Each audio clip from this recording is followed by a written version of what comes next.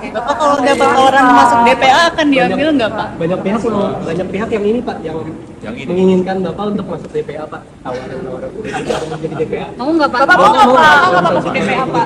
Atau jadi warga Solo aja Pak?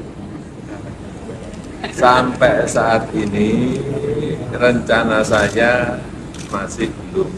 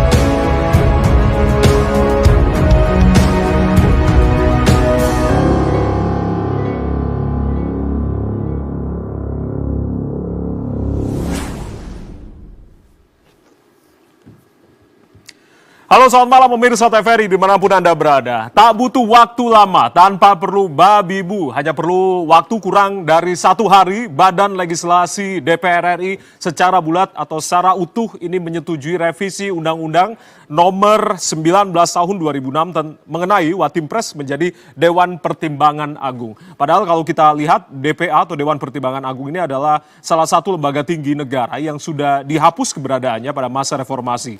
Nah, seiring dengan terbentuknya lembaga lain yang tentunya memiliki fungsi, tugas, dan juga wewenang yang lebih jelas. Nah, sejumlah pihak menilai rancangan undang-undang ini tentunya dipakai begitu sebagai cara untuk mengakomodasi kekuatan politik di luar pemerintahan. Presiden Joko Widodo juga tentunya tidak tahu menahu begitu ditanya begitu terkait dengan usulan Dewan di Senayan ini, namun tak mempermasalahkan terkait dengan Dewan Pertimbangan Agung pengganti dari Watimpres ini. Lalu mengapa harus ada Dewan Pertimbangan Agung kembali dengan jumlah yang tentunya nanti akan ditentukan oleh Presiden begitu? Benarkah ini untuk penguatan lembaga atau justru memang hanya untuk mengakomodasi kepentingan politik pihak-pihak tertentu yang mungkin masa jabatannya akan berakhir akhir-akhir ini? Nah, kita akan bahas dalam Fokus Terkini edisi kali ini, Watimpres jadi Dewan Pertimbangan Agung. Untuk siapa? Tanda tanya. Itu tema kita di malam hari ini bersama saya Ardianto Wijaya. Sudah hadir sejumlah narasumber senior-senior kita di malam hari ini. Kita akan sapa terlebih dahulu yang paling senior yang sudah lama juga nggak mampir ke Fokus Terkini, Bang Ali Mohtar Ngabalin, staf ahli utama kantor Presiden. Bang Ali, terima kasih. Assalamualaikum. Assalamualaikum warahmatullahi wabarakatuh. Terima kasih sudah hadir Ya, di terima malam kasih. hari ini. Sama-sama, terima Baik, kasih. sebelah kiri saya juga senior Bang Herman Hairon, anggota Badan Legislasi DPR RI. Bang Herman, selamat malam, salam sehat Bang. Terima kasih sudah hadir. Waalaikumsalam warahmatullahi. Baik, yang sebelah kanan juga Bang Lusius Karus, peneliti Forum Masyarakat Peduli Parlemen Indonesia. Bang Lusius, selamat malam. Salam sehat, Bang. Malam baik. Baik, terima kasih sudah hadir di malam hari ini, Pak Lusius. Siap. Yang sudah hadir juga via Zoom, sayangnya via Zoom ini karena posisi ada di Bandung. Kita akan sapa Uda Ferry Amsari, pakar hukum tata negara. Uda Ferry, selamat malam. Assalamualaikum. Malam. Pemuda Baik. ganteng. Malam Bapak-Bapak semua. Pemuda ganteng. Siap. Terima kasih sudah hadir malam hari. Sampai Uda ketemu Ferry. terus. Baik.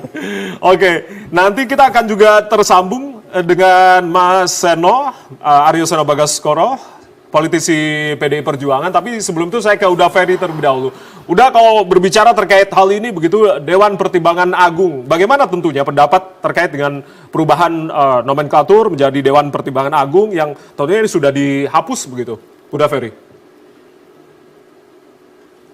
Ya, pada prinsipnya penggunaan nomenklatur atau peristilahan itu sesungguhnya tidak merujuk kepada Undang-Undang Dasar 1945. Jika DPR dan pemerintah membaca Undang-Undang Dasar, bab 4 Undang-Undang Dasar hasil perubahan sangat terang mengatakan bahwa Dewan Pertimbangan Agung dihapuskan.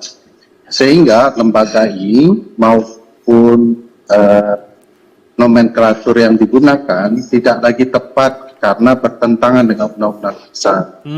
Kan aneh kalau Undang-Undang Dasarnya mengatakan dihapuskan, tetapi yang buat undang-undang tidak merujuk kepada Undang-Undang Dasar. Sehingga hampir bisa dipastikan penggunaan nomenklatur itu melanggar Undang-Undang Dasar atau inkonstitusional. Sebab begini, di dalam konsep hukum tata negara, penggunaan nomenklatur tertentu di dalam Undang-Undang Dasar yang menggunakan huruf kapital hampir dipastikan harus sesuai. Ya. Kalau dia huruf kecil, baru dia boleh merekayasa namanya. Ya. Misalnya contoh, di dalam pasal 23 Undang-Undang Dasar itu ada disebutkan bahwa Indonesia memiliki suatu atau sebuah bank sentral. Nah, bank sentral kita itu oleh undang-undang boleh diberi nama berbeda, namanya Bank Indonesia, ya, atau seperti Komisi Pemilihan Umum, itu namanya bisa berbeda. Tapi kalau Mahkamah Agung, Mahkamah Konstitusi, itu tidak boleh diberi nama berbeda, dia harus sama. Nah, Dewan Pertimbangan Agung ditulis dalam huruf kapital di Undang-Undang Dasar, sehingga begitu dinyatakan dihapus, dia tidak boleh digunakan lagi. Nah, saya sangat janggal ya. Kurang lebih saya melihat ada upaya menghidupkan kembali Dewan Pertimbangan Agung, dan itu pasti bertentangan dengan Undang-Undang Dasar. Oke. Harus diingat, mungkin beberapa senior di sini mengetahui bahwa penghapusan itu ada alasannya di dalam pembahasan Undang-Undang Dasar. Alasannya kita mau mewujudkan sistem pemerintahan presidensial yang lebih murni dan konsekuen, sehingga rumusan-rumusan yang condong kepada prinsip parlemen, ya, semacam penasihat raja itu ditiadakan.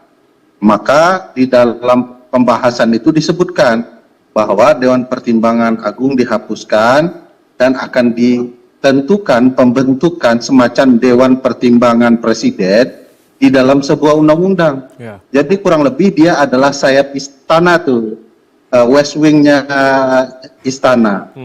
Tapi apa yang digagas kalau dia menjadi Dewan Pertimbangan Agung, jelas ini mengubah konstelasi. Akan ada pembentukan lembaga negara baru yang konsekuensinya dia akan setara dengan presiden. Jadi kita bisa meraba lah kira-kira arah politik istana itu seperti apa, dan DPR kembali menjadi kuda tunggangannya istana. Mohon maaf bahasa saya senior,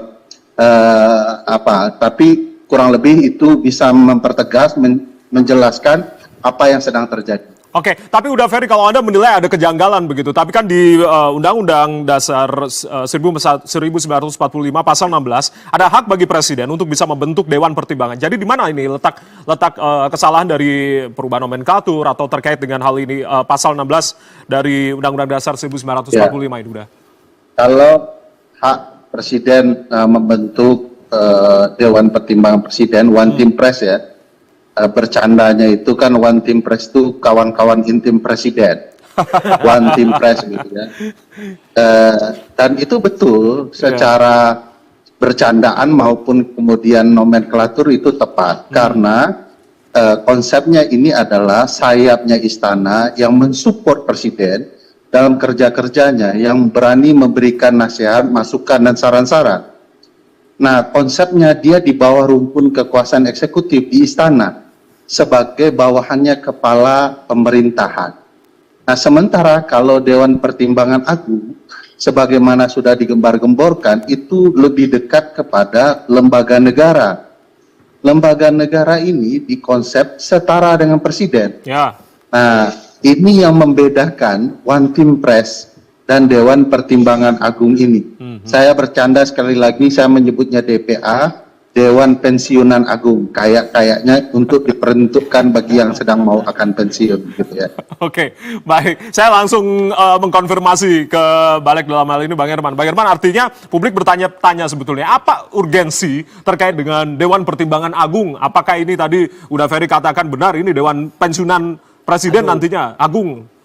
Ya, pertama tentu dalam pembentukan perundang-undangan itu ada peraturan pembentukan perundang-undangan, ada undang-undangnya.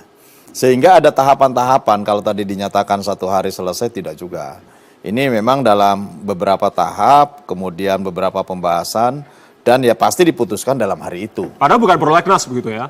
Kenapa? Tapi Kalau cepat itu kan begitu, bisa, sesuatu yang memang dibutuhkan oleh negara, DPR setuju, dibahas bersama dengan Menkumham, ya itu bisa saja dirubah. Karena dalam setiap perjalanan tahunan ya pelaksanaan prolegnas prioritas itu juga ada evaluasi yang setiap saat ketika dibutuhkan, yang penting adalah pemerintah dan DPR setuju, maka itu bisa dimasukkan di dalam prolegnas prioritas gitu ya. Nah, terkait dengan perubahan pun kenapa singkat? Ya memang perubahannya hanya 3 saja. Dan ini perlu dicatat, berkali-kali saya menyampaikan di media bahwa ini baru usul inisiatif. Usul inisiatif. Usul inisiatif. Nah, 3 pasal apa? 1, perubahan nomenklatur dari Watimpres menjadi DPA nomenklaturnya. Yang kedua, fungsi dan tugasnya sama, memberikan nasihat. Tetapi tadi betul, kelembagaannya disejajarkan dengan lembaga negara. Yang ketiga, kebutuhan terhadap para anggotanya, maka diketuai 1 orang ketua, merangkap anggota, dan disesuaikan dengan kebutuhan presiden. Artinya bahwa perubahannya hanya segitu. Semua pasal-pasal sama dengan Undang-Undang Nomor 19 Tahun 2006. Bang Herman, tapi ini kan menjadi sorotan terkait dengan kelembagaannya begitu. Udah Ferry tadi mengatakan mengapa harus disejajarkan dengan presiden kembali? Saya ini pertemuan yang kedua dengan Uda Ferry sebetulnya. Saya sudah sampaikan juga karena ini usul inisiatif. Sudah diputuskan oleh seluruh fraksi-fraksi dalam rapat pengambilan keputusan di Badan Legislasi dan di Paripurna. Sudah diputuskan seluruh fraksi-fraksi ya. Dan kemudian telah dikirim sekarang ke pemerintah untuk mendapatkan daftar inventarisasi masalah dari pemerintah. Kami nunggu unpress dari pemerintah, surprise dari pemerintah, dan setelah itu tentu ada pembahasan. Nah, kalau kemudian ada masukan-masukan dari para ahli, praktisi, stakeholders, dan lain-lain, tentu kami DPR juga terbuka. Silahkan nanti dalam pembahasan keputusan tingkat 2 sebelum menjadi undang-undang yang ini nanti diundangkan, diputuskan dalam paripurna dan diundangkan, masuk dalam lembaran negara maksimal 1 bulan di pemerintah, maka ya silakan ini akan menjadi masukan publik gitu. Tapi urgensinya itu apa gitu Bang? Begitu mendesaknya Ya, kan tadi, undang-undang pertama presiden bahwa- dirubah begitu? Bahwa ini harus menjadi lembaga agung, namanya juga memberikan nasihat kepada jabatan tertinggi. Kepala pemerintahan, kepala negara ya memberi nasihatnya, lembaganya harus lembaga yang agung dong, gitu loh. Yang kedua, di situ keanggotaannya harus sesuai dengan kebutuhan presiden. Kan banyak tokoh di negeri ini, banyak orang-orang yang mampu memberikan nasihat dan pertimbangan, sehingga jangan dibatasi. Sebelumnya kan dibatasi, hanya 8 keanggotaan.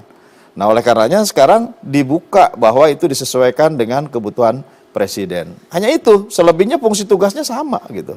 Nah, oleh karena itu menurut saya, daripada ini menjadi polemik di publik, DPR juga membuka ruang, membuka diskusi-diskusi publik.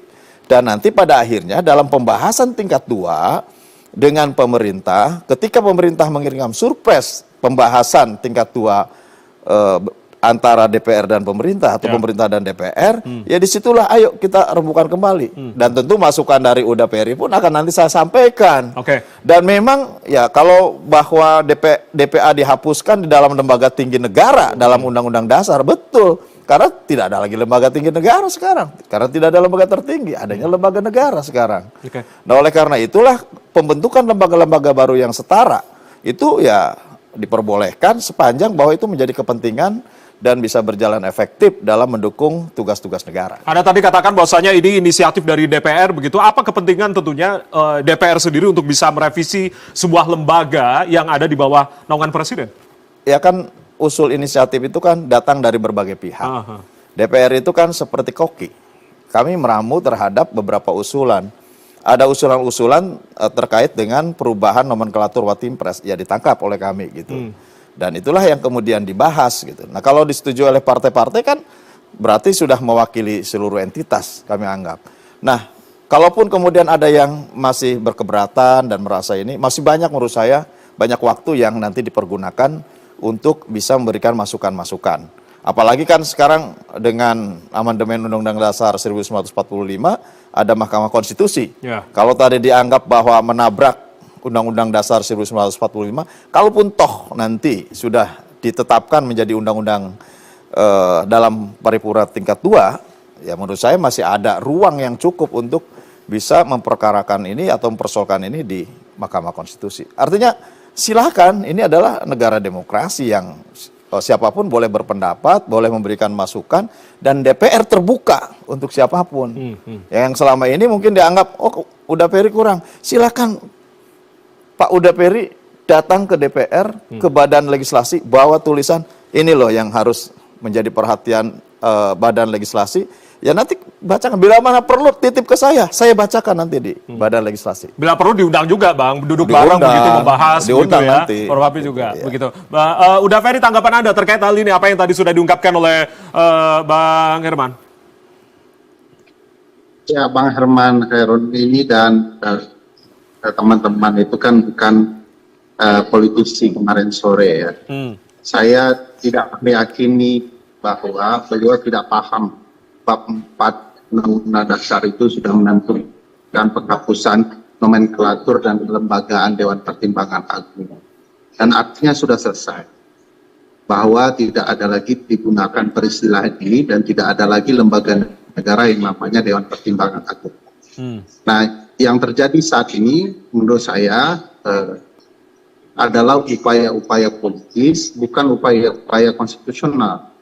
Karena dalam perspektif teman-teman politisi, memenangkan pertarungan secara politik jauh lebih penting dari menghormati pertarungan atau mematuhi kehendak konstitusi. Nah ini bagi saya problem tersendiri.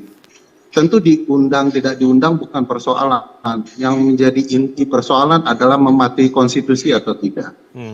Bang Mokhtar Ngabalin itu dengan mimik serius beliau saat ini sudah yakin saya bahwa beliau sedang mencari-cari apa jawaban konstitusional yang paling pas untuk menjelaskan sesuatu yang sudah eksplisit dihapus menjadi memungkinkan secara ruang politik. Saya memahami bahwa ada keinginan memposisikan presiden yang akan segera masuk waktu pensiunnya sekarang sudah demisioner dalam beberapa bulan ke depan agar ada posisi yang layak dalam relasi presiden terpilih dan presiden yang akan lengser ke Prabon ini. Oleh karena itu pilihan-pilihan politik semacam ini, apapun kehendak dari teman-teman partai politik harus tetap mematuhi Undang-Undang Dasar. Sebab satu waktu tidak mematuhi Undang-Undang Dasar punya akibat tersendiri. Dan saya yakin akibat itu akan disesali secara politis. Sama persis ketika dulu KPK dirusak gitu ya, secara konstitusional. Dan saat ini beberapa teman-teman partai sudah menyesali langkah-langkah merusak KPK itu masuk ke ruang yang sangat politis. Oke. Saya mau kasih tahu kemungkinan yang bisa terjadi Apa, Bang, dengan kemungkinan, pembentukan DPR. Misalnya, kalaulah presiden terpilih dalam hal yang saya harapkan tidak terjadi digantikan oleh wakil presiden sebagai bahan serap presiden kan begitu ya. Dan dengan sendirinya Pak Presiden Jokowi kalau menjadi anggota atau ketua dari Dewan Pertimbangan Agung akan punya ruang konstitusional untuk memaksakan mampu terlibat langsung ya mengendalikan presiden atau memberikan masukan kepada presiden pengganti. Oleh karena itu ruang ini yang menurut saya mengkhawatirkan ya. Ada ruang konstitusional untuk ikut campurnya mantan presiden ke dalam kerja-kerja konstitusional presiden yang akan datang. Oke. Tentu mungkin ada ruang politik lain yang mungkin bisa dibaca luas Tapi sekali lagi sesuatu yang tidak ada di Undang-Undang Dasar tidak boleh diada-adakan karena suatu saat tabrakannya akan terjadi. Oke, itu ada beberapa hal kekhawatiran dari Huda Ferry yang disampaikan. Silakan Bang Abalin untuk menanggapi kekhawatiran yang tadi sempat diungkapkan oleh Huda Ferry. Udah nggak sabar nih kayaknya komentar. Terima kasih banyak ya. Jadi, di alam demokrasi ini proses yang bagus. Ini proses yang bagus toh. Kalau kita kan memilih demokrasi sebagai pilihan untuk orang mengelola ini negara. Kalau DPR itu kan sebetulnya lembaga politik. Lembaga politik negara. Jadi yang dipikirkan itu adalah bagaimana kepentingan negara. Jadi saya mau bilang bahwa kalau hanya urusan one team press ke DPA saja jadi satu konsentrasi yang bisa menguras pikiran, waktu dan tenaga itu, waduh, terlalu naif. Jadi harusnya itu memang tidak usah terlalu skeptis. Tidak usah terlalu skeptis. Khawatir iya, capek, lemah iya, tapi tidak boleh menyerah. Maksud saya begini, kalau kita sadar bahwa one team press dan DPA, usernya itu presiden, Pak. Tidak ada orang yang berkepentingan. Jadi kalau seperti tadi dijelaskan oleh anggota yang terhormat Bang Herman, itu adalah usulan inisiatif DPR. Ya, ini cerita pengalaman juga ini di balik kita ini. Itu kan dari timur, barat, selatan, utara, dari atas, dari bawah, semua kan datang memberikan masukan atau mengusulkan. Jadi kalau ada DPR mengajukan itu sebagai usulan inisiatif dari one team press ke DPA, juga hal yang tidak ada perlu menjadi permasalahan. Memang kalau dilihat dari Undang-Undang 19 maupun dengan Undang-Undang Dasar 1945 setelah amandemen, kan tadi Adinda juga sudah menyebutkan di pasal 16 itu bahwa presiden dapat membentuk Dewan Pertimbangan. Kalau presiden berkepentingan kemudian itu menjadi bagian yang tidak terpisahkan dari sebuah aspirasi besar dari partai politik, kemudian semua yang datang ke dalam badan legislasi, kemudian membentuk Dewan Pertimbangan Agung yang isi fungsi dan kewenangannya menempatkan satu institusi yang terhormat, karena kalau presiden merasa perlu kemudian menghadirkan Ibu Megawati, menghadirkan Pak Yusuf Kala, menghadirkan Pak Tri Sutrisno, Hamzah Has, Pak Joko Widodo, Pak Ruf Amin, orang-orang terhormat seperti ini, kemudian menghadirkan institusi yang begitu bagus, Dewan Pertimbangan Agung, manusia-manusia yang memiliki representasi, intellectual knowledge, culture, moral. Apa yang salah? Negara ini negara punya satu kehormatan hebat ini. Mengumpulkan orang-orang hebat itu dengan presiden yang hebat, Prabowo Subianto, Gibran Rakabuming Raka, yang hebat itu Republik kita. Ya, tapi waktunya yang pas begitu menjelang demisioner, menjelang pensiun begitu. Enggak ada masalah. Kalau mau demosioner apa sudah berhenti atau dalam ini juga enggak ada masalah. Orang kita berkepentingan untuk mengurus negara, kan bukan urus negara lain. Urus institusinya, institusi negara, kita yang bicara untuk kepentingan Republik, bicara tentang masa depan Republik kita. Di mana salahnya? Ada kekhawatiran tadi Huda Ferry mengatakan. Nah, apa-apa menjadi kekhawatiran. Kalau hanya itu menjadi kekhawatiran, terlalu berlebihan. Terlalu berlebihan? Berlebihan banget. Terlalu berlebihan katanya Bang Lusius. Coba Bang Lusius komentar. Apa yang tadi sudah dikatakan Bang Abalin juga sama Artinya bahwa kalau kita beda pendapat pemikirannya, dalam proses kemudian dalam forum-forum seperti hari ini, kita punya forum apa malam ini namanya? Fokus terkini. Fokus terkini menjadi satu fokus, kemudian kita saling berdebat, berdiskusi, memberikan pencerahan. Kan salah satu yang paling terpenting ini sekarang kan mengedukasi para penonton kan, juga tidak ada masalah. Gitu. Baik, Bang Lusius silakan. Ya, saya sih lebih fokus ke DPR-nya itu karena ini RUU inisiatif DPR gitu ya. Kita belum tahu sampai sekarang itu inisiatif ini muncul karena apa sih, ya? Ini RUU untuk kepentingan presiden gitu ya, dan mestinya paling masuk akal sih ini muncul dari presiden gitu ya. Yang membutuhkan one team press atau DPA ini nanti adalah presiden. Jadi paling masuk akal ini adalah usulan dari presiden langsung. Betul. Menurut Anda? Itu kebutuhannya. Karena Kebutuhan. kan ini RUU atau undang-undang ini kan bikin untuk menjawab kebutuhan bangsa gitu ya. Termasuk kebutuhan lembaga-lembaga atau figur-figur yang kemudian diberikan tugas oleh negara untuk menjalankan fungsi tertentu. Dalam hal ini termasuk presiden gitu ya. Jadi kalau misalnya presiden membutuhkan One Team Press ini dirubah menjadi DPA, itu sih mungkin masuk akal gitu. Tapi ini kok inisiatifnya muncul dari DPR, dan inisiatif ini muncul di akhir periode. Kalian kemana aja itu 5 tahun gitu ya? Kok nggak pernah muncul? Ya? Kok nggak pernah muncul inisiatifnya? Itu yang pertama. Yang kedua, masih ada daftar panjang itu prolegnas prioritas 2024 gitu ya. Mungkin sekarang baru 3 kali dari 47 yang adalah daftar prolegnas prioritas gitu ya. Sudah banyak? Enggak, yang daftar prolegnas prioritas itu baru 3 atau 4 gitu ya. Jadi saya kira sih kalau kemudian berinisiatif lalu melupakan hal-hal yang sudah sejak awal direncanakan, itu saya kira kacau juga perencanaannya gitu ya. Dan persis itu sih yang kemudian membuat kita merasa ini ada apa ini DPR ini ya. Lari ke RUU lain yang tiba-tiba muncul di akhir periode. Padahal ada begitu banyak RUU yang sudah sejak awal periode direncanakan, dibahas gitu ya. Lalu sampai sekarang tidak jelas prosesnya gitu ya. Lalu bagaimana pertanggungjawabannya untuk RUU itu yang sudah dibahas sedemikian rupa dengan pemerintah. Masa sidang tinggal 1 masa sidang lagi mulai 16 Agustus sampai 1 Oktober nanti gitu ya. Iya, bagaimana menjelaskan itu semua gitu. Itu yang saya kira sulit untuk dijelaskan dengan apa yang disebut oleh Pak Herman tadi, itu inisiatif DPR gitu ya. Boleh sih inisiatif itu bagus gitu ya, tapi kemudian dengan munculnya inisiatif baru lalu melupakan banyak inisiatif yang sudah sejak awal direncanakan. Padahal itu juga kan kebutuhan bangsa.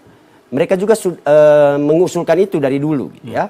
Lalu bagaimana itu semuanya? Oke, nanti sebelum dijawab oleh Bang Herman, saya akan sapa terlebih dahulu. Mas Seno sudah bergabung bersama kami, politisi PDI Perjuangan. Mas Seno, selamat malam. Selamat malam, Mas. Oke, terima kasih sudah bergabung malam hari ini, Mas Seno. Ya, Mas Seno, kalau tanggapan dari Anda dari aspek sistem politik dalam hal ini presidensial, begitu, apa dampak dari perubahan Watim Pres menjadi DPA? Apakah juga ini memperkuat sistem presidensial atau justru malah melemahkan? Kalau menurut PDI seperti apa? Oke, terima kasih Mas. Saya senang sekali ya malam ini di Fokus Terkini kita agak panas nih ngobrolnya. Biasanya lebih komprehensif, tapi kali ini bahasanya agak lebih banyak dinamika.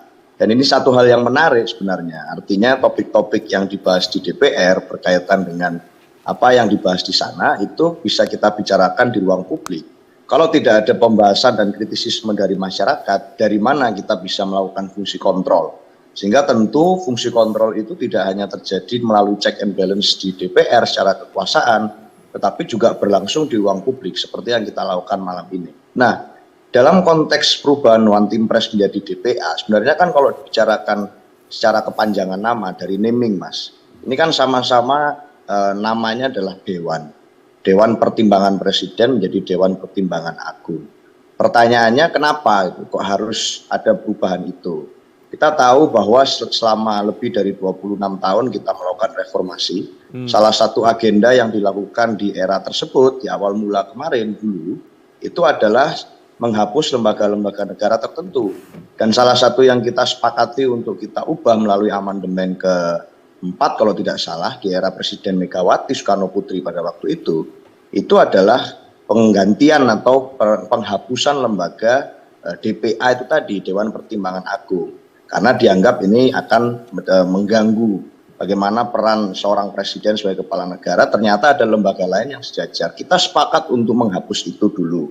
Artinya secara konstitusional sudah melalui proses amandemen. Nah, kalau hari ini muncul lagi wacana ini yang semakin serius, bahwa kita akan kembali lagi ke sebelum amandemen tersebut, maka tentu menjadi tidak salah dong kalau kita semua bertanya-tanya sebenarnya urgensinya apa. Apa yang harus kenapa kok harus melakukan itu, kenapa kok harus mengubah menjadi dari Dewan Pertimbangan Presiden menjadi Dewan Pertimbangan Agung. Apa sih yang sangat agung dari seorang presiden? Kan perspektifnya bisa dua, yang agung ini anggota Dewan Pertimbangannya atau yang agung presidennya ini kalau mengubah nama. Apa sih yang ini menjadi sangat penting untuk mengubah ini? Apakah fungsinya? Kalau fungsinya, apakah berarti Dewan Pertimbangan Agung itu boleh melakukan fungsi-fungsi eksekusi misalnya, yang sama dengan presiden? Apakah boleh melakukan fungsi-fungsi yang bisa mengintervensi program presiden misalnya? Lalu kalau bukan fungsi, oh ini hanya penambahan jumlah anggota dan seterusnya. Kriteriasi penambahan jumlah anggotanya bagaimana? Maka kita tentu tidak salah, tidak bisa menyalahkan publik. Kalau ini Bang Ferry Amsari, Huda Ferry tadi menyampaikan jangan-jangan ini Dewan Pensiunan Agung gitu. Artinya nama-nama yang masuk ini adalah orang-orang yang tidak terakomodir dan lain sebagainya. Karena apa? Karena ada kerangkaian peristiwa sebelumnya di mana ada wacana perubahan undang-undang tentang peraturan menteri negara gitu. Yang awalnya jumlahnya 20 sekian jadi ditambah gitu. Artinya politik akomodatif ini nuansanya jadi kental di mata masyarakat. Tentu kita akan sedang mengkaji ini sebagai satu partai politik. Tetapi secara prinsipal kita merasa, ayolah kita sudah sepakat kita akan melangkah lebih jauh ke depan dengan banyak program. Kita tahu bahwa kemarin ada janji narasi keberlanjutan dari konstitusi yang telah kita sepakati dari periode pertama dan kedua presiden yang kita pilih di periode yang lalu. Dan kemudian program Pak Prabowo dan Mas Gibran adalah melakukan narasi keberlanjutan. Kita kemarin mengikuti pemilu dan kemudian rakyat apapun yang terjadi di sana sepakat dengan narasi keberlanjutan. Lalu kenapa kok di fase sebelum pelantikan ini kok semuanya berubah gitu loh? Ada banyak sekali wacana-wacana perubahan yang nggak nyambung dengan narasi keberlanjutan yang hari ini muncul di publik. Tentu ini menjadi satu pertanyaan bagi kami. Secara konstitusional ini tentu juga menjadi satu pertanyaan dan kita tentu masih mengkaji dan menunggu secara detail nanti pemerintah memberikan DIM bagaimana kriteria si orang yang masuk ke sana siapa saja. Lalu apa fungsi sebenarnya di sana? Kita tentu bertanya-tanya. Kalau dianalogikan tadi DPR sebagai koki, memasak itu. Biasanya kalau di restoran, kalau koki masak itu ada yang pesen dulu mas. Nah ini yang pesen siapa ini? Gitu. Dari restoran itu. Tadi Bang Herman menyampaikan analogi koki. Nah ini yang pesen masakan ini siapa ini? Ini menjadi pertanyaan karena tentu bukan masyarakat yang pesen ini. Masa masyarakat mau ngurus tentang Dewan Pertimbangan Presiden, saya rasa nggak ada kaitannya. Saya rasa itu. Oke, nanti Bang Herman akan jawab ya. Jadi kalau menurut Anda kan tadi katakan lebih politik akomodatif nih, yang kental begitu. Nah, alih-alih merevisi fungsinya, tapi justru ini lebih merevisi syarat dan juga ketentuan dari anggota Dewan Pertimbangan Agung ini. Nanti Bang Herman akan jawab dan Bang Abalin, usai jeda kita akan kembali. Tetaplah bersama kami di Fokus Terkini TVRI. Kami kembali saat lagi.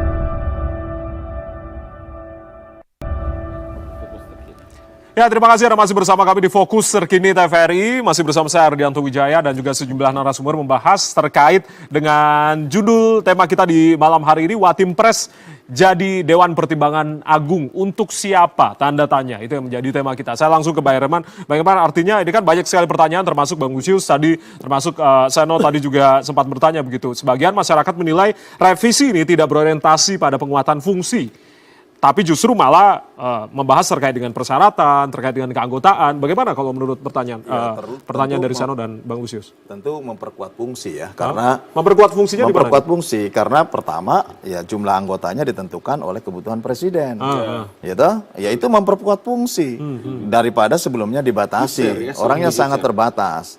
Kan kita juga harus diwakili oleh masyarakat dari Sabang sampai Merauke, dari tokoh-tokoh yang tentu ini representasi untuk bisa bagaimana memberikan nasihat dan pertimbangan kepada presiden. Kita juga harus mengakomodir dari berbagai profesi misalkan. Yaitu kebutuhan presiden nanti. Tadi kan Undang-Undang Dasar juga sudah memberikan pendelegasian kepada presiden jika memang dibutuhkan. Dan ini dibutuhkan. Nah mengenai kenapa inisiatif di DPR? Karena ada proses-proses yang panjang di pemerintah. Bisa saja proses itu datang dari pemerintah, bisa saja untuk inisiatif itu datang dari DPR. Siapa pengusul? Ya pengusul masyarakat gitu loh. Masyarakat dari mana? Ya dari mana saja yang selama ini bahwa institusi yang memberikan nasihat dan pertimbangan kepada presiden ini terbatas. Nah, ke depan ini bisa lebih diperbanyak. Jadi masyarakat konsen sekali nih Bang ya, terkait dengan kenapa disebut agung? Ya supaya ini menjadi lembaga yang agung, manusia-manusia yang betul-betul punya idealisme, punya nasionalisme, berwawasan kebangsaan yang luas, dan mereka mampu untuk merepresentasikan berbagai kemampuan dan profesionalitasnya di situ. Bisa saja mungkin nanti urusan ketatanegaraan Bang Udaperi bisa saja gitu. Karena bangsa membutuhkan, presiden membutuhkan. Tapi sama aja kan, Nah, ini Bang, kan sama jangan Watim Pres sekarang dibatasi. begitu. Kenapa? Sama Watim Pres sekarang kan orang-orang yang mumpuni juga begitu. Iya, tapi kan terbatas. Jumlahnya kan dibatasi, hanya ketua dengan 8 anggota. Kalau sekarang kan bebas sesuai dengan kebutuhan presiden gitu. Nah, ini satu. Yang kedua, kelembagaannya setingkat lembaga negara. Kemudian nomenklatur ini ya kalau mau diperdebatkan ayo, memang tidak ada larangan juga gitu. Kalau nggak boleh itu, kalau kita menggunakan nama sejenis dan nama itu telah dipergunakan oleh pihak lain, nah itu tidak bisa. Jangankan kita nomenklatur pemerintahan, membuat yayasan pun kalau sama namanya kan nggak boleh sekarang, nggak bisa diproses gitu. Nah, terkait dengan apa sih sebetulnya fungsi dan tugasnya? Ya dibaca Undang-Undang 19 tahun 2006 itulah fungsi dan tugasnya di situ gitu. Penguatannya di mana? Penguatannya di penambahan jumlah anggota dengan berbagai representasinya di situ. Bagaimana dengan penguatan dari fungsi perimbangan dan juga nasihat? Apakah itu juga diperkuat? Ya kan nanti kan ada peraturan pemerintah. Oke. Presiden mengeluarkan peraturan. Misalkan presiden butuh penguatan untuk bauran energi ke depan seperti apa. Kan bisa begitu. Presiden butuh pertimbangan misalkan untuk sistem pertahanan semesta seperti apa. Ini kan tidak hanya digarap oleh batasan orang tertentu. Ini butuh masukan dari berbagai tokoh, berbagai stakeholders yang tentu merepresentasikan tadi. Apakah dari tingkat ketokohannya, kesosialannya, keprofesionalitasannya gitu ya. Dan saya sangat aneh kalau tadi Mas Seno mempertanyakan proses ini karena partainya Mas Seno juga menyetujui gitu loh. Di situ. Artinya nggak boleh mempertanyakan ini kepada saya, tanyakanlah kepada praksi saudara gitu loh. Oke, kita tanyakan dulu ke Seno. Saya cuma mau pertanyakan ini saja gitu. Kenapa, Kita mau Bang bikin Lusius? undang-undang bikin undang-undang tentang DPA, Dewan Pertimbangan Agung. Tapi di dalamnya kemudian kewenangan presiden untuk membentuk anggota Dewan Pertimbangan itu sesuka-sukanya. Artinya tidak dibatasi. Ya, tidak ada batasan begitu. Itu bagaimana sih kalau Kan semua akhirnya itu kemudian kan ada. diserahkan ke presiden ngapain bikin Semua itu undang-undang ada sih? bodok-bodaknya. Kalau Mas Yus mungkin yang memilih mungkin Enggak, ada enggak, kewenangan. kan Tapi seperti kan ada Bang Abalin bilang tadi, etikanya, ini untuk ada pendidikan peraturan-perundangan politik, lain ini untuk terkait. pendidikan politik. Ada. Jadi artinya harus jelas Tadi saya batasannya. katakan, dalam Kalau bikin menyusun undang-undang terus tidak ada itu, batasannya ya ngapain bikin undang-undang dalam sih? menyusun undang-undang itu ada peraturan perundang-undangan dalam penyusunannya. Kalau tidak sesuai dengan peraturan perundangan itu, Undang-undang 12 ya? pasti dicopot nanti oleh Mahkamah Konstitusi. Ya. Jadi ada aturannya semua itu. Bang, Presiden mestinya juga kan, tidak akan mestinya kan sewenang-wenang. kalau DPR merasa DPR punya studi tentang DPA dan kebutuhan keanggotaan DPA itu seperti Ada. apa, mestinya sudah dijelaskan Karena atau dipastikan dalam Ya, undang-undang. karena harus pasti gitu ya. prasyarat di dalam kita membahas undang-undang itu harus ada naskah akademik. Betul. Jadi naskah akademik Apakah juga itu ini sudah ada? Ada dong. Oh iya dong. Persyaratan Belum utama. kelihatan. Bapak ini kalau jadi Belum anggota ada di DPR website. pasti tahu itu, pasti mengerti. Belum ada di Saya website. makanya tadi ketika ketemu Pak Yus, kayaknya sudah jarang ke DPR ya Pak Iya, Yus ini. enggak serius. Saya mencari itu sebelum kesini tadi. Ya, Ya, nanti saya belum silakan temukan kebalik itu ya. di website DPR. Kalau Itu kan portal resmi. begini, ini pengalaman DPR nih, Oke. pengalaman Silakan, Bang Abalin. sebagai anggota Badan Legislatif pimpinannya. Jadi Beda kalau dulu, sudah Bang. kalau ada Balik yang dulu bukan. Kalau sudah ada daftar inventarisasi masalah, itu pasti ada naskah akademik. Yang satu. Yang kedua, ini undang-undang adalah akan direvisi. Jadi umpama tadi seperti Bapak dan Ibu para anggota yang terhormat, itu kan 3 pasal atau 3 poin yang akan baik dari nomenklaturnya, fungsi kedudukan dengan nama. Maka dia punya naskah akademiknya itu kalau dibalik ya, dia tinggal datang, kemudian teman-teman balik, bapak-bapak ini tinggal lihat saja, tinggal lihat dari 3 fungsi itu. Saya memang ingin mengatakan bahwa disinilah sehingga kita mesti lihat pada 2 kepentingan. Kepentingan yang pertama, usernya itu presiden, presiden yang akan datang, bukan Presiden Joko Widodo. Dia akan kembali ke Jogja, Pak. Dia akan kembali ke Solo. 2 kali saya ketemu beliau. Ya, jadi usernya itu presiden yang terpilih. Nah, dalam beberapa pertemuan itu kan Dewan Pertimbangan Agung ini direncanakan. Tentu Bapak yang terpilih setelah nanti undang-undang ini disahkan dalam beberapa pidato di kampanye maupun setelah kampanye itu adalah betapa hebatnya Republik ini kalau mengumpulkan manusia-manusia agung quote and quote ini. Bayangkan, siapa bilang ada wakil presiden 2 periode Pak Yusuf Kala. Tadi saya jumpa di Dewan Pertimbangan Majelis Ulama. Ada Pak Ma'ruf Amin nanti akan pensiun. Ada Pak Joko Widodo 2 periode. Ada Pak SBY 2 periode.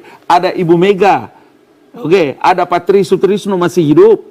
Ada Pak Hamzah Has. Ini orang-orang hebat di Republik ini yang pernah menjadi pimpinan hebat besar di Republik ini. Jadi mereka mau di tuh. Itu user tadi seperti yang dibilang Bang Herman. Kalau presiden berkepentingan dan harus mengumpulkan untuk melihatkan kehebatannya Republik ini, di mana salahnya? Orang Undang-Undang Dasar bilang itu presiden yang punya diberikan kewenangan. Kembali ke prosedur dulu ini, kan bicara soal prosedur di DPR tadi gitu ya. Naskah akademik ini mestinya tersedia sebelum draft itu dibikin. Ini pendasaran teoritis soal kemana RUU itu mau dibuat dan untuk alasan apa RUU itu dibuat. Itu yang nggak pernah kita terima. Oke, singkat saja naskah akademiknya, Bang Herman. Revisi. Undang-undang itu dibentuk oleh DPR dan pemerintah. Dibentuk oleh DPR dan pemerintah. Usulannya bisa dari masyarakat, bisa dari individu, bisa dari siapapun usulannya.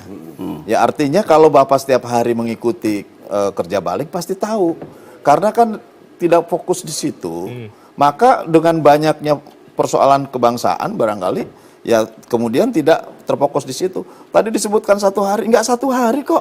Saya dari mulai pemberitahuan awal sampai pembahasan itu berjalan dan tidak mungkin yang namanya badan legislasi untuk membahas undang-undang, revisi undang-undang yang tidak masuk dalam prolegnas prioritas 2024. Bukan dan proses sampai ke sana sudah ada prosesnya. Dunia ini sudah semakin canggih gitu ya.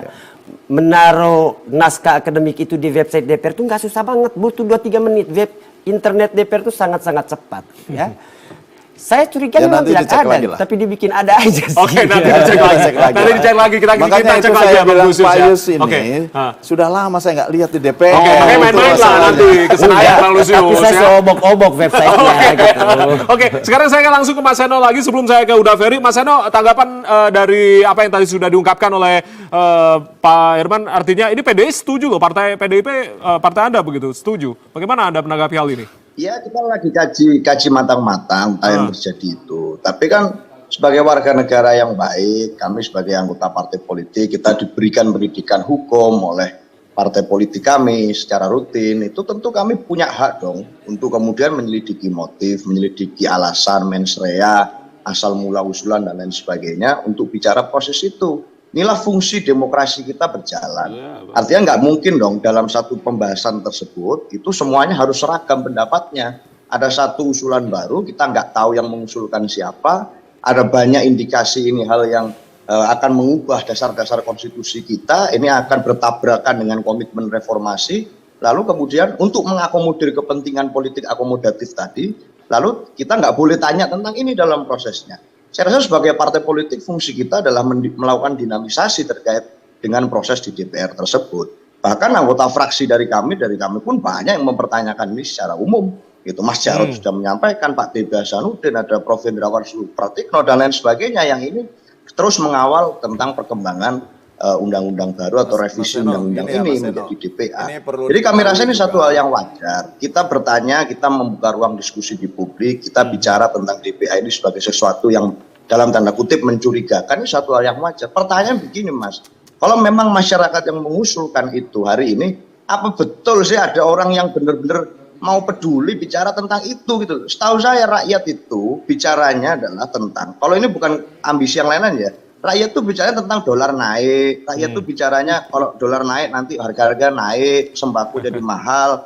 rakyat bertanya-tanya kira-kira nanti bansos di pemilu yang lalu akan terulang lagi enggak di pilkada besok, rakyat bertanya kesiapan upacara kita di IKN seperti apa, rakyat bertanya tentang kebocoran data kita sampai mana hari ini itu perkembangannya, sebelum menteri minta maaf, hacker minta maaf, itu yang ditanyakan rakyat, itu yang diusulkan oleh rakyat dari yang kami dengar. Jadi masalahnya kalau memang itu usulannya memang dari masyarakat, masyarakat yang mana? Masyarakat yang di sekitar istana kah? Masyarakat yang di mana? Tentu ini jadi satu pertanyaan. Oleh karena itu kita bertanya, kita ngobrol ini untuk menjelaskan itu. Bukan dengan maksud apa? Karena kita membaca ada satu rangkaian peristiwa, satu peristiwa demi peristiwa yang lain yang ini berkaitan. Apa peristiwa yang saya sampaikan? Penambahan kursi menteri yang itu diusulkan menjadi perubahan peraturan. Artinya apa? Nuansa politik akomodatif ini kental sekali berkaitan dengan perubahan DPA ini. Siapa saja sih orang-orang yang mau dimasukkan? Nama-nama kriterianya seperti apa? Sampai hari ini kita tidak clear, sampai hari ini kita tidak tahu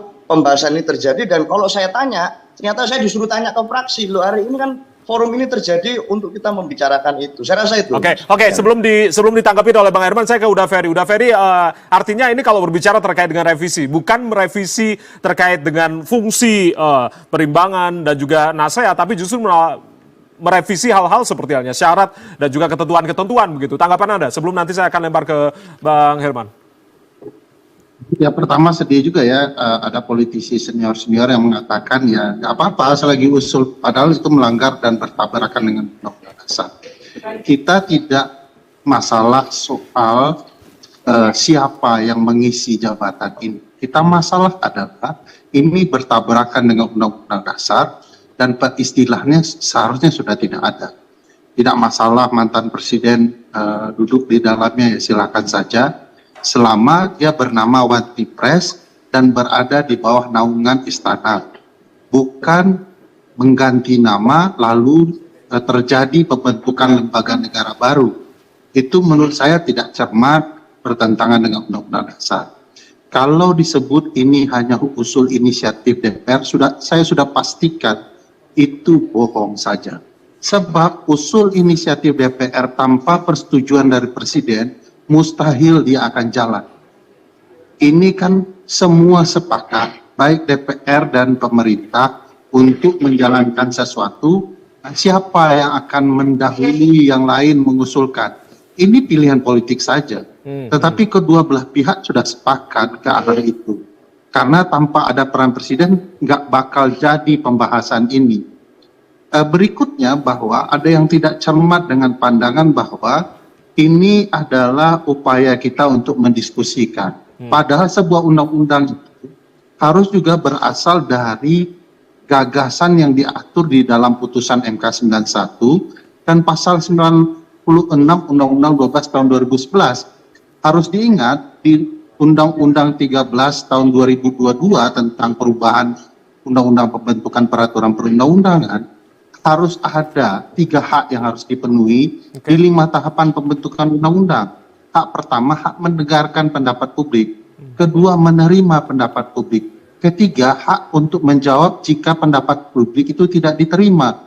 Ini Bang Lusius Karus ini sudah berbicara berbagai pendapatnya, tapi tidak pernah dijelaskan di tahapan perencanaan sebuah undang-undang yang bernama One Press yang kemudian berubah menjadi DPR, apa alasannya? Saya yakin ya bahwa rancangan undang-undang itu harus terlebih dahulu disebarkan ke publik untuk mendapatkan tampungan pendapat publik. Ini tidak pernah ada rancangan undang-undang yang diunduh di dalam website sampai nanti akhirnya sudah disahkan atau diundangkan, baru dimasukkan. Nanti waktu yang kita lihat, ini semua bicara hal-hal yang mustahil dalam usulan publik. Jadi publik tidak dapat mengusulkan kembali. Nah, ini problematika yang harusnya secara terbuka disampaikan oleh pembentuk undang-undang itu. Oke, saya langsung tanya ke Bang Herman. Diduga berbohong DPR terkait hal ini. Terus tadi Mas Eno mengatakan masyarakat sebelah mana nih? Masyarakat di lingkungan istana atau masyarakat yang mana nih Bang Herman? Ya, saya kira silakan saja lah untuk menuduh-nuduh, menuding-nuding gitu kan. Dosa-dosa sendirilah gitu. Dan kalau menuduh berbohong, ya jelas bahwa proses berlangsung, kemudian bahkan terbuka dalam media yang sangat terbuka pembahasannya, dan kemudian diputuskan di gedung DPR. Nah, saya akan ke Mas Eno dulu. Mas Eno, dalam memutuskan kesepakatan dalam undang-undang itu diserahkan kepada praksi-praksinya. Jadi jangan Anda bertanya versi kepada saya gitu. Karena memutuskan undang-undang itu berdasarkan praksinya masing-masing. Pandangan mini praksi, kemudian pandangan praksi-praksi, Jadi kalau saya, ya Anda tanya kepada fraksi Anda kenapa menyetujui gitu loh. Ya memang yang menyetujui dengan versinya, dengan narasinya, ya fraksi Anda gitu loh. Tanya gitu. Kecuali kalau Anda tidak menyetujui, fraksi Anda tidak menyetujui, boleh berdebat. Kenapa? Misalkan Demokrat menyetujui revisi itu. Nah, maksudnya itu gitu. Dan kalau untuk ini mendiskusikan ke publik silakan saja. Ini kan proses demokrasi gitu. Nah, kalau Anda berbicara ini dari mulai tahun pertama sampai hari ini, saya cuma jempol. Kenapa terakhir ini daya kritis itu muncul gitu? Gimana Mas Kan Eno? semestinya 2 tahun, 3 tahun yang lalu Anda kritis seperti itu. Mempertanyakan kenapa ada bansos, kenapa ada itu segala macam. Kenapa baru sekarang? Jadi jangan juga kemudian mempertanyakan kepada saya gitu. Nah, yang kedua saya harus menjelaskan. Mohon saya beri kesempatan ya. Kan tadi Anda bicara, sekarang saya menjelaskan. Oke, silakan bagaimana? Bahwa proses sampai kepada pembahasan di Badan Legislasi itu semua itu melalui seleksi dari pimpinan. Ketua DPR itu juga dari fraksi Anda juga gitu loh, dari partai Anda. Tidak akan bisa sampai kepada balik kalau tidak ada persetujuan dari pimpinan.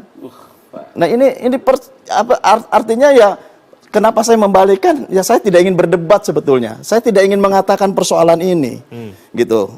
Nah oleh karena itu ada proses dan tahapan-tahapan yang sampai kepada balik itu juga berproses di pimpinan. Nah ketika itu sampai kepada balik didelegasikan untuk dibahas, ya kami bahas di balik, gitu loh. Tentang siapa inisiatif itu bisa DPR, bisa pemerintah. Bisa kenapa datangnya dari DPR? Bisa saja ini permintaan pemerintah yang diinisiatif di DPR. Bisa saja. Karena apa? Dalam menentukan prolegnas 5 tahun dan dalam menentukan prolegnas prioritas itu dibahas antara DPR dengan Menkumham. Menkumham kan dari fraksi Anda juga gitu loh. Artinya bahwa ini sudah melalui tahapan proses. Jadi memang ada permintaan pemerintah Apanya? ke DPR begitu terkait hal ini. Lo dibahas dengan pemerintah dong. Dibahas dengan pemerintah. Selalu dibahas dengan pemerintah. Menetapkan prolegnas prioritas, yaitu bersama pemerintah. Dalam kasus Dan ini, tidak Bang, akan sampai ke balik untuk dibahas kalau tidak ada pendelegasian dari pimpinan kepada balik. Oke. Saya kira ini jelas gitu, dan bagi balik ketika didelegasikan untuk membahas ini, ya kami bahas sesuai dengan urgensinya. Dan kemudian ini berproses dan kemudian disetujui bersama. Disetujui dulu oleh fraksi-fraksi di Badan Legislasi. Dari Badan Legislasi masuk dulu ke Bamus melalui pimpinan untuk disetujui masuk menjadi usul inisiatif di paripurna. Nah, usul inisiatif juga di paripurna ditanyakan kembali kepada seluruh fraksi-fraksi dan anggota. Oke. Baik. Buktinya tidak ada yang mempertanyakan, gitu loh. Maksud saya berarti ini paripurna diputuskan dan kemudian setelah ini menjadi masuk kepada pemerintah. Jangan juga, ayo kita buka lagi wacana pemikiran kita. Ini belum jadi undang-undang. Ya. Ini masih menjadi usul inisiatif DPR yang dikirim kepada pemerintah. Surpresnya belum turun. Surpresnya belum balik ke Masih belum ya, masih DPR. menantikan ya. Oke. Ayo, ini Saya- nanti kita ada ruang untuk Ya. membahasnya. Mas Yus nanti memberikan usulan. Oke, silakan. Gitu loh. Saya minta kasih kesempatan oleh Mas Eno untuk menanggapi hal ini. Silakan Mas Eno. Ya sebenarnya begini loh, ini kan prinsipnya mudah saja. Yang kita diskusikan dari tadi ini adalah urgensinya ini apa, kenapa harus dilakukan, yang mengusulkan siapa, dan bagaimana kira-kira nanti teknisnya berjalan. Fokus kita itu dari tadi itu. Tapi dari pembahasan kita hari ini berusaha digeser terus. Seakan-akan ini proses kita ini mekanismenya sudah berjalan dengan baik, semuanya sudah selesai, bahwa ini sudah disepakati oleh semua pihak, tanpa sebenarnya masyarakat juga mengerti apa yang sebenarnya terjadi dengan proses ini. TVRI membuat diskusi hari ini untuk membuat masyarakat clear kenapa kok undang-undang ini harus direvisi. Apa yang membuatnya menjadi sangat buruk, sehingga ini harus berubah kembali ke masa sebelum reformasi yang ada Dewan Pertimbangan Agung. Simpelnya sebenarnya itu, kita ingin mendapatkan pencerahan bersama-sama. Kalau kami merasa kami perlu mengkaji ini terus lebih dalam. Bagaimana ini nanti akan berimplikasi terhadap komitmen kita atas kesiapan kita menghadapi reformasi dengan menghapus lembaga-lembaga yang ada. Kita ingin untuk melihat bagaimana Dewan Pertimbangan Presiden ini tidak nanti overlapping dengan fungsi Presiden. Bagaimana Dewan Pertimbangan ini, meskipun adalah Dewan Pertimbangan, bukan berarti dia adalah lembaga yang dalam tanda kutip agung, semua kata-katanya itu harus diikuti dan seterusnya dan seterusnya. Tentu persepsi masyarakat menjadi beragam dalam hal itu. Yang kita diskusikan dalam forum ini sebenarnya kan adalah itu.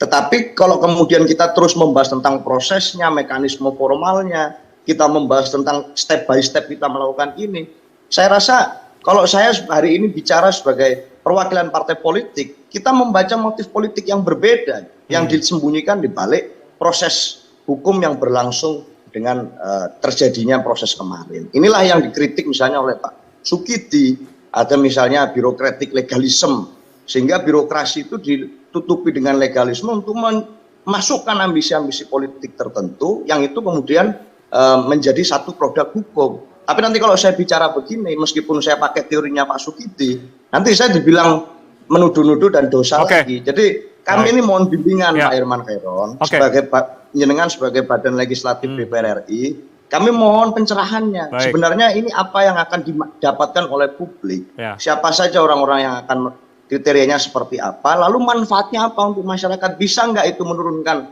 misalnya menstabilkan harga rupiah kita? Bisa nggak lembaga itu nanti membantu melakukan pemerataan pembangunan? Bisa nggak lembaga itu nanti akan membantu kita untuk mempercepat penyelesaian IKN? Nah, hal-hal semacam itu yang sebenarnya kita butuhkan. Jawaban yang relate dengan persoalan rakyat. Bukan sekedar mekanisme legalisme formalnya. Saya rasa itu, Mas. Ya, nanti kita akan perjelas lagi di segmen selanjutnya motifnya seperti apa. Tapi kita akan jeda dulu, Bang. Jadi kita akan jeda, usai jeda Bang Herman akan juga memberikan kesempatan untuk menanggapi hal ini. Tetaplah bersama kami.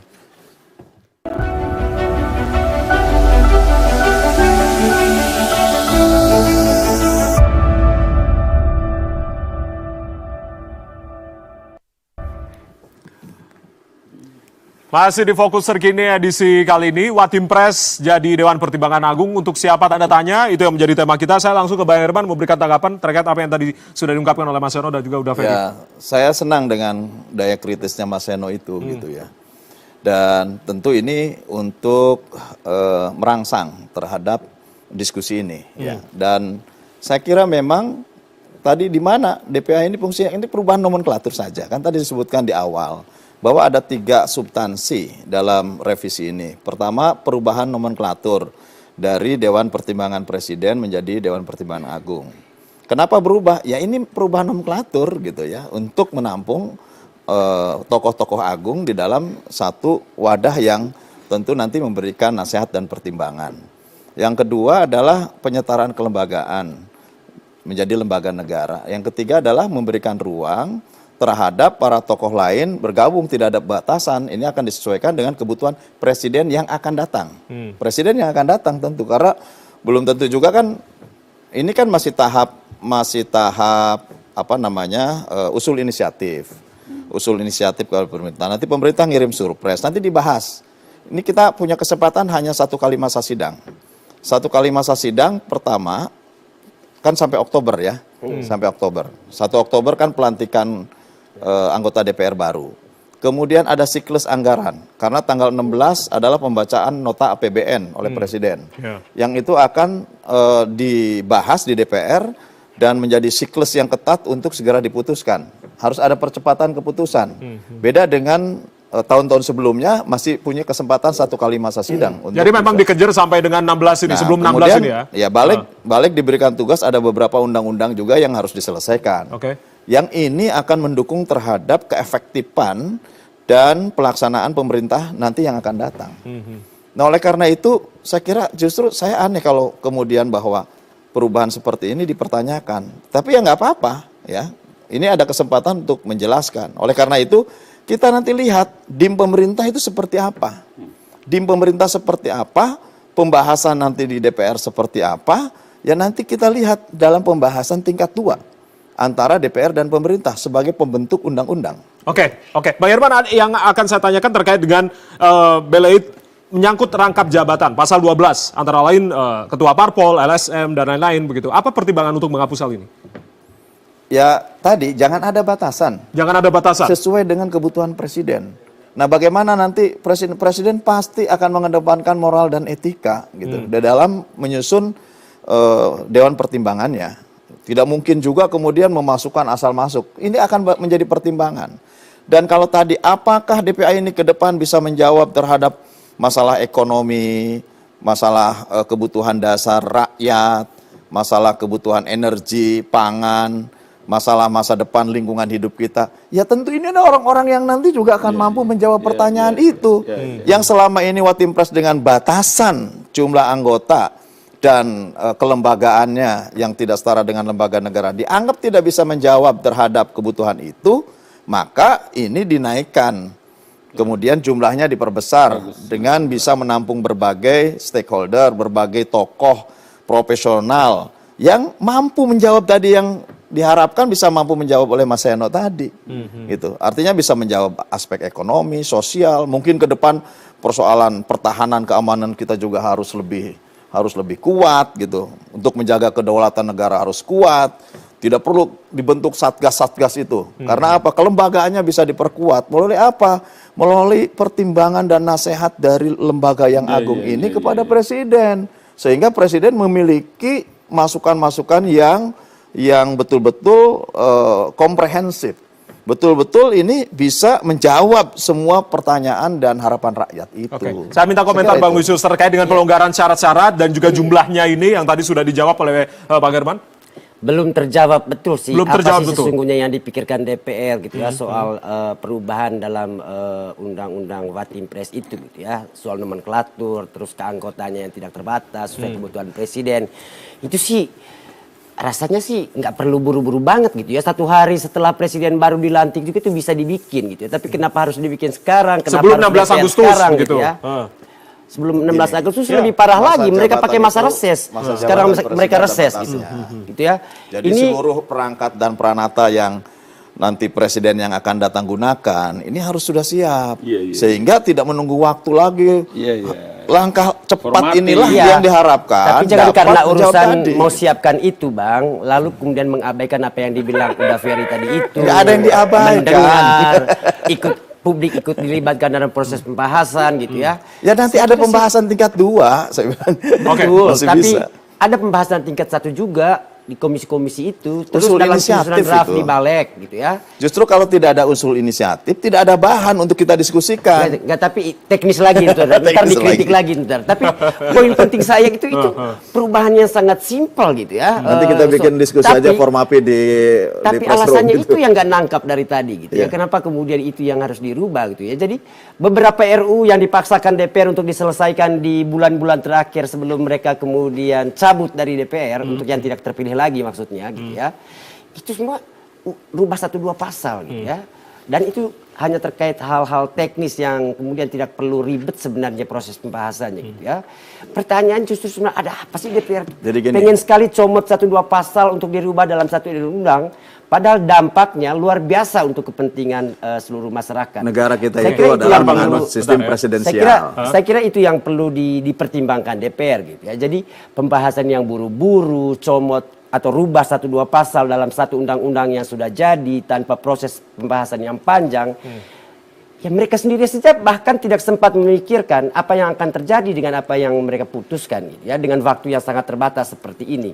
Apalagi kemudian memikirkan dampaknya untuk misalnya konstruksi ketatanegaraan kita ke depannya, dampaknya untuk kepastian hukum negara kita ke depannya. Jadi saya pikir kebiasaan DPR merubah 1-2 pasal itu juga yang bikin rusak gitu ya. Apa saja yang mereka butuh hari ini gitu untuk dirubah dalam satu undang-undang itu dirubah gitu ya. Padahal yang kita butuhkan itu kalau mau penguatan kelembagaan, pembahasannya harus komprehensif, melibatkan banyak pihak, studinya harus mendalam gitu ya. Ini sih tidak dilakukan. Orang balik 1 hari rapat lalu jadi kan? Oke, Gitu baik. ya. Saya langsung ke Bang Abalin. Artinya harus komprehensif, studinya juga harus jelas begitu. Silakan. DPR ini bukan baru kemarin 2 hari, 3 hari bentuknya. DPR ini udah punya pengalaman. Pengalaman dalam hal dan kalau Formapi kayak tadi itu kan ada juga undang-undangnya. Saya ingin mengatakan posisi ini karena pertama ini dari tadi kita bincangkan terkait dengan kedudukan revisi. Ini revisi, bukan dibikin undang-undang baru. Ya. Revisi. Merevisi undang-undang juga itu ada regulasi yang mengaturnya. Dan karena ini adalah revisi yang datang dari Dewan Perwakilan Rakyat Republik Indonesia, undang-undang menyebutkan DPR bersama dengan pemerintah. Tadi kita udah bicara juga surpresnya belum turun, baru tingkat pertama selesai, nanti akan jumpa pada tingkat kedua bersama-sama dengan Belum, pemerintah. tingkat pertama itu setelah surpres itu dikirimkan Ini oleh masih Presiden. inisiatif. Iya, Usul ini usulan inisiatif. inisiatif. Betul. Usul Ya, toh? inisiatif. Ya. Ini usulan inisiatif. Karena itulah maka saya kira masih ada ruang yang banyak. Tidak usah ragu, mungkin juga TVRI juga menjadi tempat untuk harus menjadi ruang publik. Ya. Dan ruang publik itu juga di kita, kalau saya pengalaman kami di DPR kan bukan di mana-mana, di pasar-pasar, bukan. Bukan taruh di pasar kah, di mana-mana, di bis-bis, bukan. Ini kan cari teman-teman yang punya latar belakang, kemudian terkait dengan kepentingan apa, kepentingan politik bernegara, kepentingan hukum tata negara, kepentingan sosial politik dan lain-lain sebagainya. Ya. Masih ada waktu yang banyak. Masih ada waktu yang banyak untuk membahas hal ini ya. Oke, ini saya urusan negara, enggak usah kemerang ragu. Oke, saya langsung ke Uda Ferry. Uda Ferry menanggapi apa yang dibicarakan terkait dengan pelonggaran jumlah anggota, lalu juga terkait dengan penghilangan belit rangkap jabatan. Sebaiknya kalau untuk jumlah anggota ini memang dibatasi atau memang ini diserahkan ke Presiden begitu sebanyak-banyaknya mungkin bisa jadi anggota Dewan Pertimbangan Agung. Menurut Anda, Uda Ferry?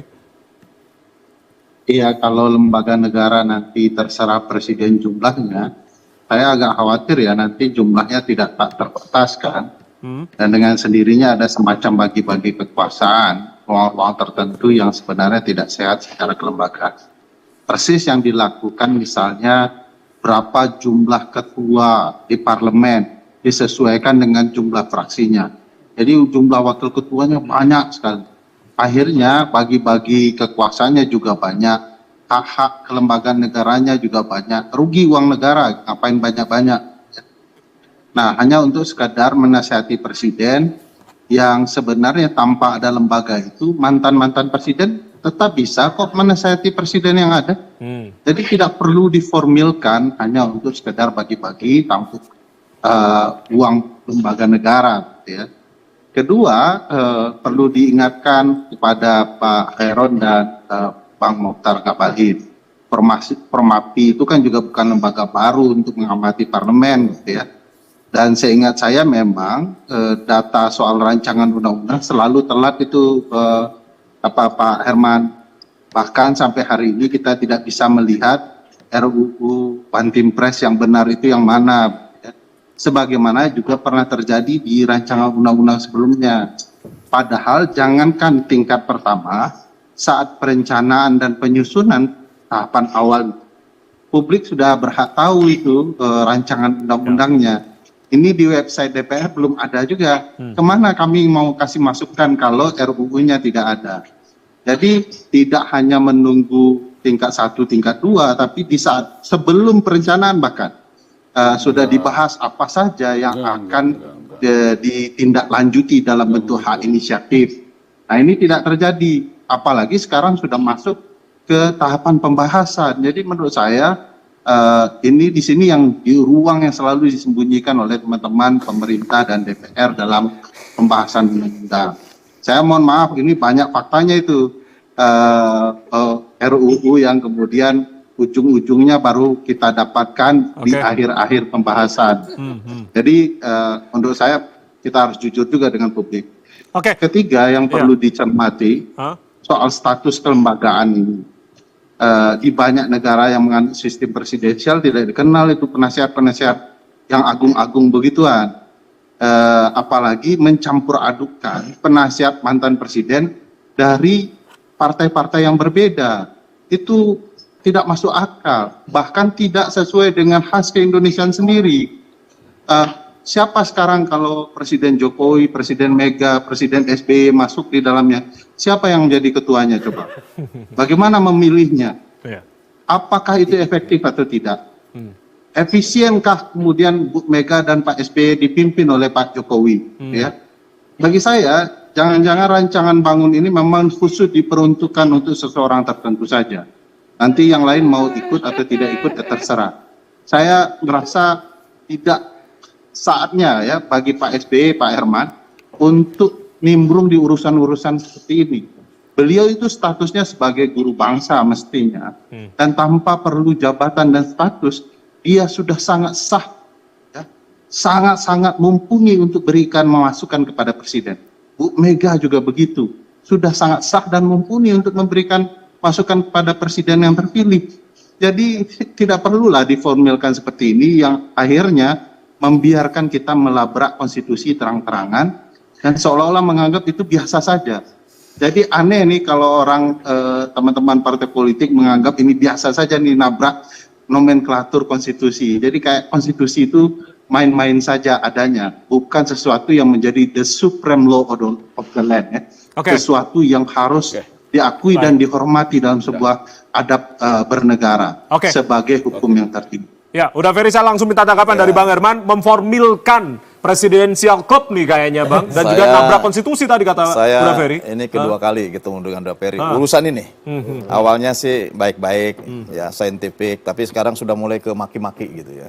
Maki-maki maksudnya? Ya dengan segala macamnya, dosa, bohong, segala macam. Ada maki-maki Pak. Ya artinya nggak apa-apa. Saya maafkan lah gitu ya Pak Uda Ferry. Saya tidak memaki-maki, saya hanya mengatakan. Tetapi saya kira ya berdebat dalam koridor yang intelek lah gitu ya. Dan saya paham apa yang dimaksud gitu. Dan saya juga sudah baca keseluruhan apa keputusan dulu pada waktu amandemen undang-undang. Saya sudah 20 tahun saya di lingkungan DPR. Saya tahu Formapi berdirinya, saya tahu. Sahabat-sahabat saya, Mas Yus juga sahabat saya. Jadi jangan pula kemudian seolah-olah pikiran saya ini kosong, seolah-olah tidak gitu ya. Saya hanya diminta untuk menjelaskan, saya jelaskan. Kalau punya pemikiran-pemikiran lain, silakan Pak Ferry. Bukan politisi. Pak Ferry silakan. Saya mengakui status dan penghormatan saya ke Pak Herman. Ya silakan Pak Ferry menyampaikan. Kan ruangannya ada. Saya katakan ini usul inisiatif. Usul inisiatif itu bisa dari DPR, bisa dari pemerintah. Sekali lagi ya. Ini supaya paham gitu. Dan kalau tidak ada usul inisiatif, tidak ada diskusi ini. Tidak ada diskusi ini. Jadi memang Anda mengakui bahwasanya ini usul pemerintah, begitu? Ya pokoknya usul inisiatif itu bisa dari DPR, bisa dari pemerintah. Dalam menentukan usul inisiatif itu. Tapi kalau ini dari DPR atau dari pemerintah begitu? Dari DPR.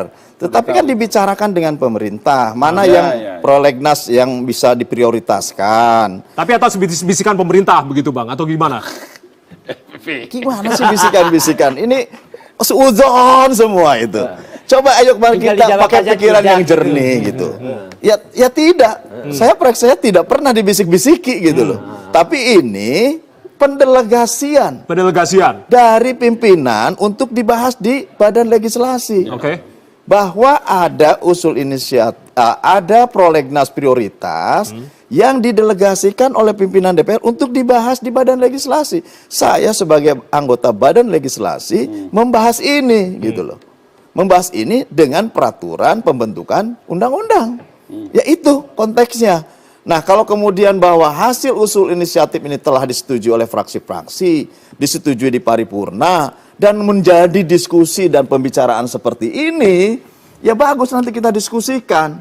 Ruangnya apa? Ada nanti pada waktu pembahasan dengan pemerintah. Pembahasan tingkat 1 dan keputusannya ada di Badan Legislasi atau siapapun nanti yang ditunjuk. Bisa saja kan pimpinan menunjuk ini dibahas oleh Pansus. Bisa saja. Karena ini juga menyangkut ketatanegaraan, kelembagaan negara, bisa saja menunjuk dibahas nanti bersama pemerintah dengan Komisi 2. Itu bisa saja. Kalau nanti kembali kepada Balik, saya bagian juga dari pembahas di Balik nanti dengan pemerintah, tentu ada keputusan tingkat 1 di Badan Legislasi. Ini akan dibahas komprehensif, akan mengundang para pakar, kita melakukan fokus group discussion dengan perguruan tinggi, dan kemudian ya silakan memberikan masukan. Jadi juga jangan ada bisik-bisik dan sebagainya. Ini pendelegasian yang kita bahas gitu loh. Dan ya ketatanegaraan kita ya harus terus diperbaiki sesuai dengan tuntutan dan kebutuhan. Nah, ada kebutuhan ke depan untuk memperkuat lembaga yang memberikan nasihat dan pertimbangan ini supaya tidak terbatas dari segi keanggotaan, tidak terbatas dari sisi kemampuan memberikan nasihat dan pertimbangannya, diperluas. Maka itu diserahkan kepada presiden. Karena apa? Ya kita menganut sistem presidensial, kita perkuat presiden dengan kemampuan untuk memberikan memberikan materi melalui penguatan-penguatan lembaga yang memperkuat posisi presiden sendiri. Ya begitu. Untuk apa? Ya untuk menjawab persoalan kerakyatan yang tadi diharapkan oleh Mas Seno. Bisa menjawab masalah harga, masalah nilai tukar rupiah, masalah ketahanan pangan, ketahanan energi. Ya akan dibahas di situ. Akan dibahas di situ. Iya dong. Uda Ferry akan menanggapi hal ini, menanggapi apa yang sudah disampaikan oleh Bang Herman. Silakan Uda. Mau nambah jumlah, mau memperkuat tugas wewenang, ya silakan, namanya Watipres di bawah presiden, tidak ada soal. Pertanyaan besar bagi kita adalah kenapa dibuat lembaga negara baru yang kemudian berdiri sendiri dan namanya menentang konstitusi, itu pertanyaannya. Dan itu belum dijawab dan seolah-olah dilarikan. Ya silakan beri masukan, bukan itu. Kami sudah berikan masukan, tapi bapak-bapak yang ada di DPR, ibu-ibu juga melanggar konstitusi. Melanggar konstitusi. Eksplisit dihapuskan di Undang-Undang Dasar. Sebentar itu belum sampai hari ini. Itu yang belum terjawab tadi. Ini Mas Ferry ini pikirannya mendahului keputusan gitu loh. Ini usul inisiatif itu adalah proposal. Mengusulkan proposal sesuatu yang melanggar tidak akan konstitusi menjadi adalah pembicaraan pelanggaran ini. konstitusi. Mas Ferry tidak akan bicara Herman, seperti ini. Bapak Ya, mengusulkan sesuatu yang melanggar konstitusi. Mengusulkan sesuatu yang melanggar konstitusi? Bukan. Bang Herman? Ya nanti kan belum menjadi keputusan. Belum menjadi keputusan. Eksplisit gitu. Ya dinyatakan kalau di bab nanti 4. Sebentar dulu Mas Ferry, dengerin dulu dong. Udah Ferry. Sesuatu yang dilanggar di Undang-Undang Dasar. Ya begini. Bagaimana mungkin ada anggota dewan membiarkan praktik pengabaian pada ketentuan Undang-Undang Dasar itu terjadi? Ini yang tidak sehatnya teman-teman DPR. Kalau melihat sesuatu seolah-olah apa yang ada di Undang-Undang Dasar lalu boleh dibahas. Sesuatu yang eksplisit tidak boleh lagi dibahas. Misalnya penamaan MPR. Penamaan DPR, penamaan DPD itu ditulis dengan huruf besar. Tidak boleh lagi diganggu juga tuh. Udah. Kita kasih kesempatan. Ini kan masukan gitu loh. Kalau tidak ada usul inisiatif ini, tidak ada diskusi, tidak ada ini pernyataannya Mas Ferry ini tidak ada. Uda Ferry ini tidak ada pernyataan seperti ini. Kalau tidak ada usul ini, karena ini belum menjadi keputusan, maka apapun nanti yang menjadi perdebatan, perdiskusian, opini publik, dan lain sebagainya, inilah yang dijadikan masukan, pandangan, pendapat terhadap badan legislatif atau siapapun yang nanti ditunjuk oleh pimpinan DPR untuk membahas bersama pemerintah. Nanti pemerintah kan juga akan mengirimkan daftar inventarisasi masalah. DPA misalkan oleh pemerintah dianggap ini D-nya jangan besar semua, nomenklaturnya harus pakai nomenklatur kecil dan lain sebagainya. Itu akan dibahas gitu. Dibahas bukan pasal, bahkan akan dibahas di segala sesuatu yang dilarang oleh konstitusi tidak boleh dibahas. Mas Ferry, misalnya NKRI, ini sudah usul inisiatif. Gini dulu, diskusi ini tidak ada. Nanti ganti saja nama negara kesatuan. Nanti yang penting bisa didiskusikan. Kalau tidak dibahas, diskusi tidak ada diskusi ini. Itu kan logika diskusi yang ini tidak ada. saya. Pernyataan Mas Ferry tentang konstitusi dan tidak ada. Kalau tidak ada proposal ini, gitu loh. Saya langsung ke Bang Abalin. terlalu jauh mengambil keputusan. Oke, saya langsung ke Bang Abalin. Terkait dengan daftar inventarisasi masalah ini, kapan akan diberikan, Bang Abalin? Ini semua ada di Menko Polhukam. Jadi Menko Polhukam itu di bawahnya ada Menteri Yasona, seniornya Mas Seno, Menteri Polhukam, kemudian ada Dalam Negeri, kemudian ada berapa? Ada 7 lah gitu. Mungkin dalam waktu minggu depan kita sudah bisa dapatkan, atau mungkin besok kita sudah bisa dapat. Ini sekarang ada tim dari pemerintah, ada tim berkomunikasi dengan DPR. Kalau nggak salah baru sekali, karena setiap surat presiden akan diterbitkan itu mesti memastikan, karena Republik ini kan ada regulasinya. Kalau DPR-nya siap, kemudian bahannya ada, kemudian bicarakan sampai pada tingkat 2 nanti dari usul inisiatif, kami di kantor ikut memberikan pertimbangan dari hasil yang langkah-langkah yang sudah dilakukan, kemudian menyampaikan kepada Bapak Presiden untuk menerbitkan surat presiden. Oke, baik. Saya langsung ke Mas Seno kembali. Mas Seno, menanggapi apa yang tadi sudah diungkapkan oleh Uda Ferry, rasa-rasanya susah nih untuk bisa, tadi kan Uda Ferry mengatakan, seperti memformilkan presidensial club begitu. Susah untuk bisa mengumpulkan mantan-mantan presiden, mantan wapres jadi satu begitu, terkait dengan Dewan Pertimbangan Agung ini. Tanggapan Anda terkait hal ini? tentu secara motif politik, kalau saya bicara secara politik aja ya Mas, artinya secara motif politik, ini kita sudah menangkap satu kesan bahwa politik akomodatif ini akan terus-menerus dilakukan, artinya diupayakan untuk memberikan kesempatan bagi banyak orang untuk bergabung dengan kekuasaan dalam konteks eksekutif. Dari penambahan menteri, kemarin penambahan menteri, hari ini kita membahas tentang DPA, besok mungkin kita akan membahas tentang yang lainnya lagi. Selama itu diusulkan atau dibicarakan tentu akan menjadi satu pembahasan lain. Tetapi poinnya, ini kaitan benang merahnya adalah ada politik akomodatif yang berusaha untuk dilakukan. Tetapi kami tidak mau berandai-andai. Kalau kami hari ini kami rasa yang penting adalah bagaimana di dalam membangun pemerintahan ke depan itu cocok aja dengan apa yang kemarin sudah dijanjikan di masa kampanye, nyambung aja sebaiknya begitu. Artinya bagaimana membuat program makan gratis yang baik, bagaimana bisa menyelesaikan IKN tepat waktu. Saya kira yang penting untuk dikawal adalah ke sana. Tapi kalau bicara tentang motif politik, hari ini kami melihat bahwa ada arah ke arah sana, dan itu sebenarnya kalau bicara iklim demokrasi ya tidak sehat. Kita membutuhkan mekanisme check and balance yang tepat. Kita membutuhkan orang-orang yang berada di luar. Kita membutuhkan orang-orang yang mau berbicara berbeda dengan apa yang dibahas di kekuasaan. Dan itu membutuhkan kebesaran hati. Oleh karena itu dalam membangun pemerintah ke depan kita percaya bahwa tidak semua orang saat bicara tentang mekanisme check and balance harus dikondisikan untuk mau bergabung dengan kekuasaan. Atau kemudian kalau nggak mau bergabung malah dipersekusi di luar kekuasaan. Saya rasa itu bukan hal yang positif untuk demokrasi kita. Apapun namanya, apapun metodenya, apapun formalitas produk hukumnya, ini bisa saja hari ini DPA namanya, besok nanti lembaga apa lagi, besok nanti dengan cara apa lagi.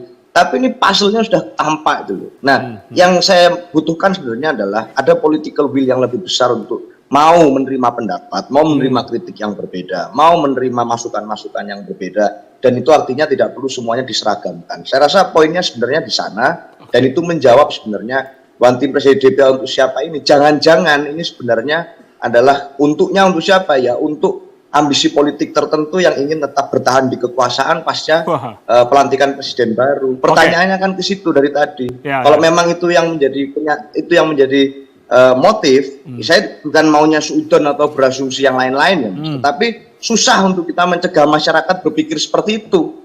Susah untuk mencegah masyarakat berpikir di era masa jabatan ini, kenapa kok ada upaya seperti ini? Kenapa harus ada Dewan Agung baru untuk mengakomodir orang-orang agung? Nah, ini tentu pertanyaan-pertanyaan ini ada kaitannya dengan yang saya sampaikan tadi, bahwa politik akomodatif ini berbahaya kalau ini bukan mengakomodasi kesejahteraan, tapi malah mengakomodasi ambisi-ambisi politik. Saya rasa itu. Oke, saya langsung ke Bang Lusius. Artinya selain juga draft yang harusnya segera untuk diupload, bagaimana publik untuk bisa berpartisipasi dalam proses legislasi ini?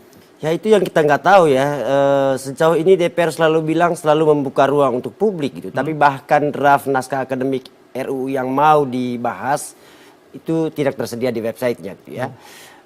Jadi seperti yang sudah disebutkan oleh Bung Ferry tadi, bagaimana atas dasar apa kemudian publik ingin dilibatkan dalam proses pembahasan kalau tidak ada bahannya? Kan meaningful participation begitu, harusnya begitu ya? Itu dia, dan itu selalu diulang-ulang saya kira gitu ya. Selama 5 tahun ini kita bicara soal politik partisipasi dalam proses pembahasan legislasi di DPR gitu ya. Tapi semakin kesini bukannya kemudian membuka ruang atau memastikan ruang itu tersedia untuk publik gitu ya. Yang ada kemudian pembahasan serba cepat, lalu incar 1-2 pasal yang sangat jelas kemudian kepentingan seperti yang sudah dibilang tadi itu ya, ada kecenderungan politik akomodasi.